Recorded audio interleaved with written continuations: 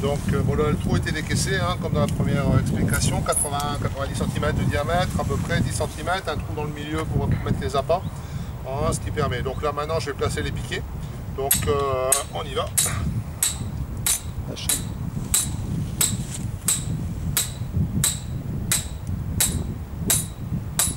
Bien enfoncer les piquets, hein, avec la chaîne qui dépasse, comme ça pas de problème, tout va bien. Pareil de l'autre côté. Pourquoi deux piquets? Bon, éventuellement, c'est surtout pour au cas où le renard vient d'un côté ou d'un autre, c'est quand même plus facile, je vais dire, d'avoir deux positions plutôt qu'une pour une seule.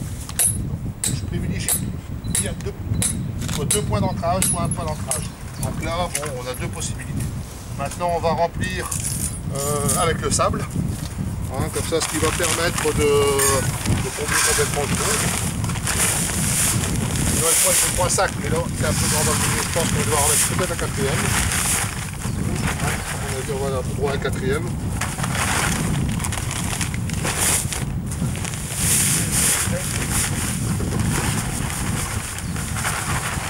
Donc c'est du gravier de sel, hein, beaucoup plus facile à trouver. Hein, le sable, je vais dire que moi je préfère le sable par rapport au fumier. Hein, c'est beaucoup plus simple et beaucoup plus facile à trouver. On trouve facilement ça à tous les marchands de matériaux. Donc c'est quand même beaucoup plus intéressant d'utiliser ce genre de produit. Donc là on va mettre, il y aura 4 sacs à peu près, gros de 35 kg à peu près. Hop. Qui permettra d'avoir un trou. Voilà. Donc ça maintenant on étale bien sûr, on n'oublie pas de sortir les chaînes. Hop.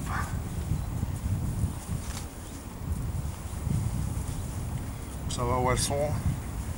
Voilà, donc notre rond de sable, je vais dire, est en place.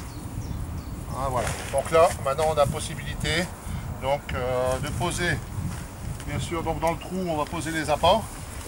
Oh, le pourquoi, hein, ça permet justement de positionner, je vais dire, des petits appâts, je répète bien. Donc, bah, vas-y, Jean-Noël. Donc, un cube comme ça, on va le couper au moins en 3 voire 4 morceaux, hein, pour dire de forcer l'animal à chercher. Donc comme là, on a toujours le fameux trou dans le milieu où il n'y a que du sable, donc il est facile à creuser. Donc on va mettre un appât dans le fond, donc je suis déjà à une vingtaine de centimètres. J'en mets un, j'en mets un peu de sable, j'en mets un deuxième, etc. etc. Donc c'est à base de farine de poisson et de gras, hein, et de sang, enfin un petit mélange qu'on utilise, et qui passe super bien. Hein, donc, voilà. Et le dernier, je vais coller ça un peu plus haut. Voilà, donc là les appâts ont été placés, éventuellement encore un petit bout. Je vais mettre juste ici au niveau, voilà, du haut. Hop, juste enterrer à très peu de surface pour que les odeurs quand même continuent à passer. Donc là en réalité, pour moi, le tas est prêt, hein, à être visité. Je vais dire, enfin moi c'est ma façon de faire. Je préfère appâter et puis me laisser venir l'animal parce que bon, il faut venir tous les jours au piège, c'est pas toujours évident.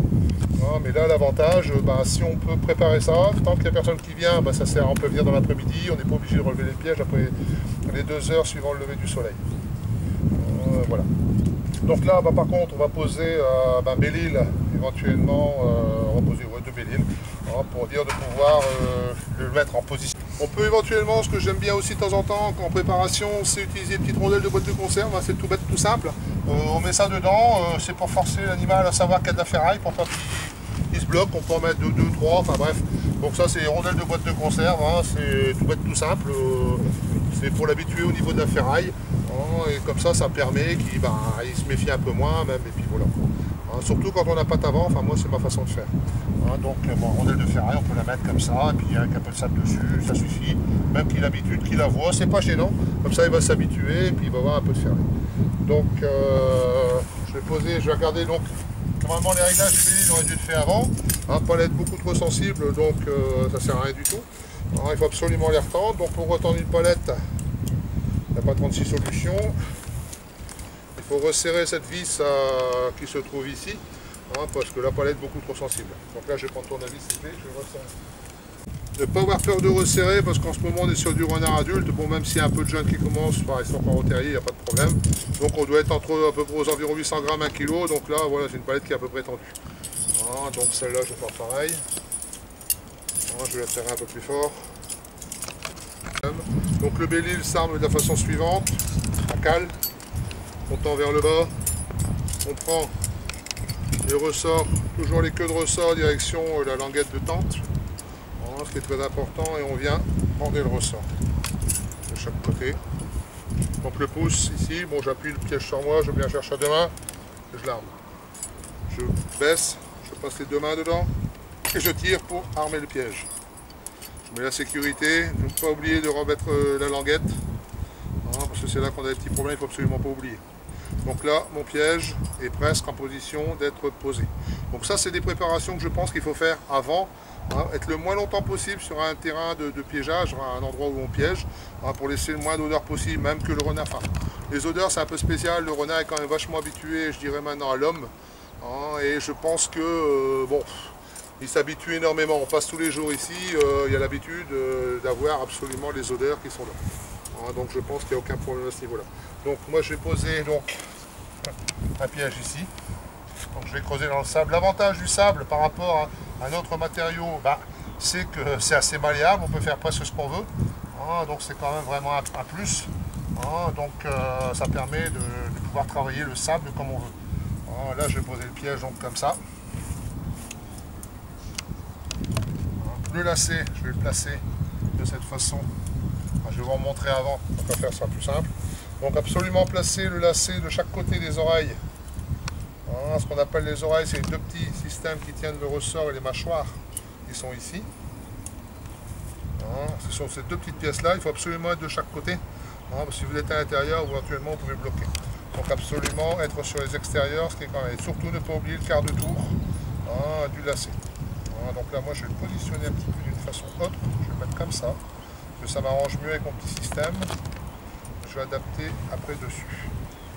Voilà. Donc là, le piège est en position correcte pour moi. Donc là, je vais le mettre en position ici. Donc comme ça, dès que un peu de mousse en dessous, pour éviter que le sable ne vienne capturer la palette. Ça permet le déclenchement, parce que si après le sable vient se mettre sous la palette, ça ne va pas le faire. Donc ça va bien permettre de bloquer avec la mousse. Qu'il n'y ait pas de morceaux de bois à l'intérieur, bien entendu, ça c'est très important. Et comme ça, il n'y a pas de problème. Donc la mousse sert pour éviter que le sable ne vienne en dessous. Ça sert un petit peu d'amorti, je vais dire. Donc là, je vais tendre, je vais armer le piège. Hop, le piège est armé, il n'y a pas de problème. Donc là, je suis un peu bas, je vais le redresser un peu. Voilà. Là, je suis à peu près à hauteur correcte et le piège est stabilisé. Donc là maintenant je vais adapter le lanceur qui permettra de monter beaucoup plus haut, je vais dire le lacet sur la patte de l'animal, parce que là on travaille avec un lacet, si je le laisse tel que ça peut prendre sans problème, mais je pense que je vais travailler avec un lacet passif, c'est-à-dire c'est que l'animal, dès que ça va se faire prendre, le lacet c'est lui qui est obligé de tirer pour faire tendre le lacet. Avec ce système là, le lacet monte directement sur la patte et rend le lacet actif. Donc là je vais l'enquiller de ce côté-là. Je vais essayer de placer cet appareil ici sur le bord. On a ça va passer. Hop, je les creuse. L'avantage, je répète, du sable, c'est qu'on peut, c'est vachement malléable, il n'y a aucun problème.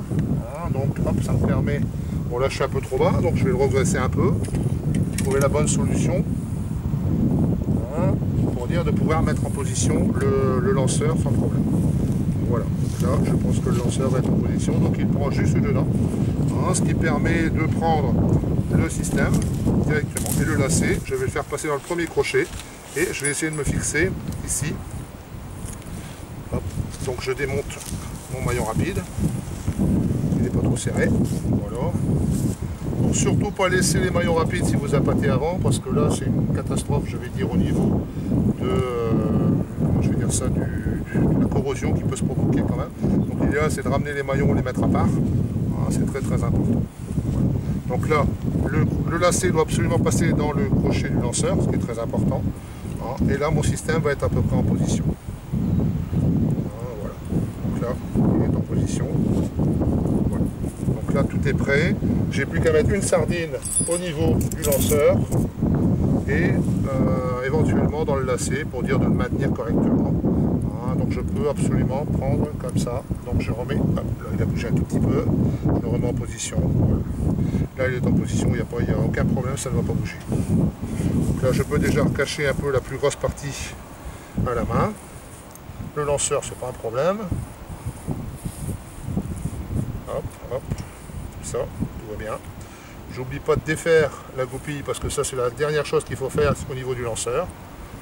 La goupille est partie, donc je rebouche de ce côté-là, aucun problème. Donc là, ici pour finir, l'idéal c'est quand on a du sable bien mis en place, on peut le finir carrément au tamis. Et ça permettra de ne pas avoir de problème sur le haut. Donc là, hop, hop.